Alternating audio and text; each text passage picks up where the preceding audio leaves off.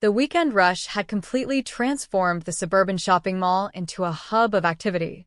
The air buzzed with energy, thick with the tempting aromas of fast food, freshly brewed coffee, and the constant hum of conversations blending with the rhythmic shuffle of countless footsteps.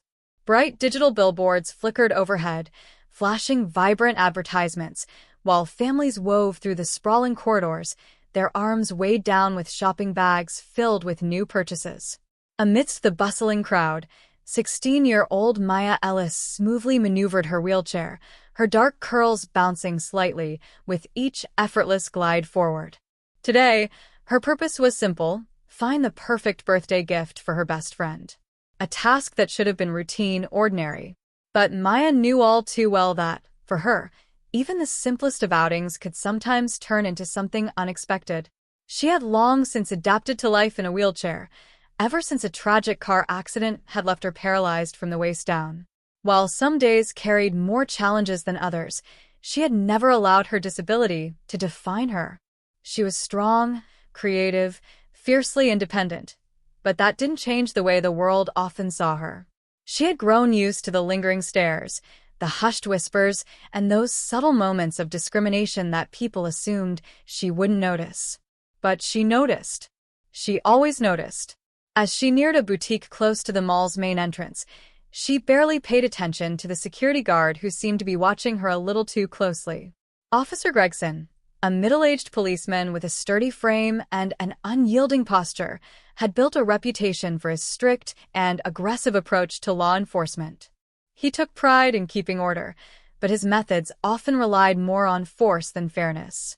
Suddenly, a commotion erupted near the store's checkout counter. A frantic employee pointed toward a teenager who was dashing toward the exit, a backpack slung haphazardly over one shoulder. The thief disappeared into the sea of shoppers, vanishing before anyone could react. But Gregson's eyes didn't follow the real suspect. Instead, his sharp gaze snapped back to Maya, suspicion hardening his expression. Without hesitation, he moved toward her, his steps long and full of determination. The next moment, his booming voice sliced through the chatter of the mall. "Hey, you! Stop!" Heads turned. Conversations halted. Maya barely had a second to react before Gregson was standing over her, his presence looming. Her heart pounded in confusion. What was happening? She wanted to ask, to demand an explanation, but before she could get a single word out, Gregson grabbed the handles of her wheelchair and yanked it backward with alarming force. The sudden movement sent Maya crashing forward, her body colliding with the cold, unforgiving tile floor with a sickening thud. For a moment, the world stood still. A collective gasp rippled through the onlookers. People froze, stunned into silence. Then phones came out. Screens lit up as shoppers instinctively began recording the shocking incident, capturing every second. Maya winced as pain shot through her arms and shoulders. The hard floor was unyielding beneath her, and for a few heartbeats, everything seemed to slow. She struggled to process what had just happened, why it had happened. Above her, Gregson stood firm, oblivious to the horror that had just unfolded. His voice was cold, accusing. "You were trying to make a getaway, weren't you?" Maya lay there, utterly stunned. A deep, burning humiliation welled up inside her as whispers spread through the crowd.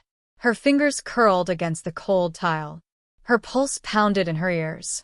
The injustice of it all made her chest tighten, but she refused to let the tears come. Then someone spoke up. A woman's voice cut through the tense silence. She didn't do anything. She was just shopping. Another voice followed, filled with outrage. "You just attacked a girl in a wheelchair.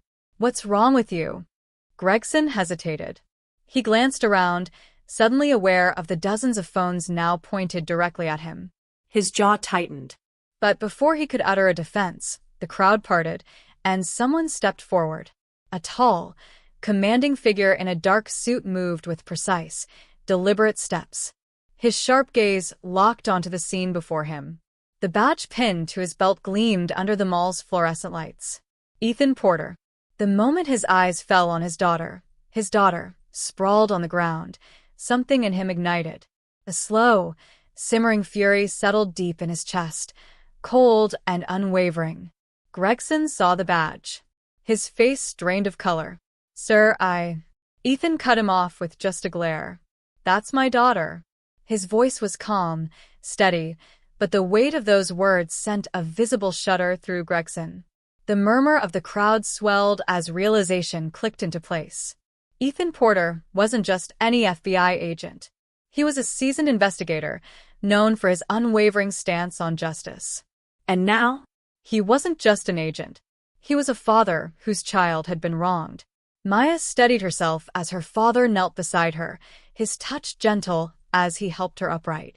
Their eyes met, unspoken words passing between them.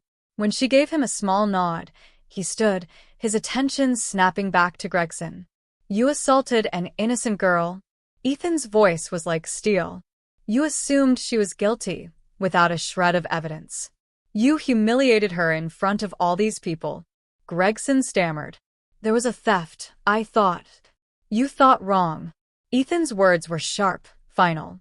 "And now, you're going to face the consequences." As if on cue, additional law enforcement officers arrived. The air was thick with tension as Captain L. Hayes stepped forward, her presence commanding. She took one look at Maya, then at Gregson. The anger in her gaze was unmistakable. Gregson's breath came in short, uneven bursts. The weight of the moment came crashing down on him.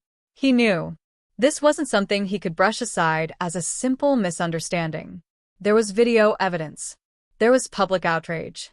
And this time, there would be accountability. Over the following days, news of the incident spread like wildfire. The footage captured by bystanders went viral, sparking a nationwide conversation about police misconduct, discrimination, and the treatment of disabled individuals. Protests erupted outside the mall, demanding justice for Maya and accountability for officers like Gregson. But Maya?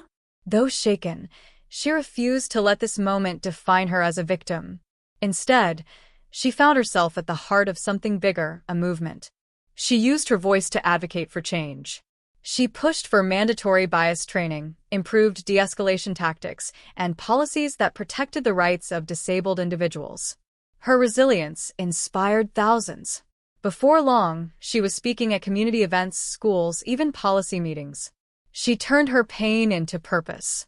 And months later, when a local artist unveiled a mural of Maya, not as a victim, but as a warrior for justice, the message was clear. Change was coming. And Maya Ellis? She was leading the charge.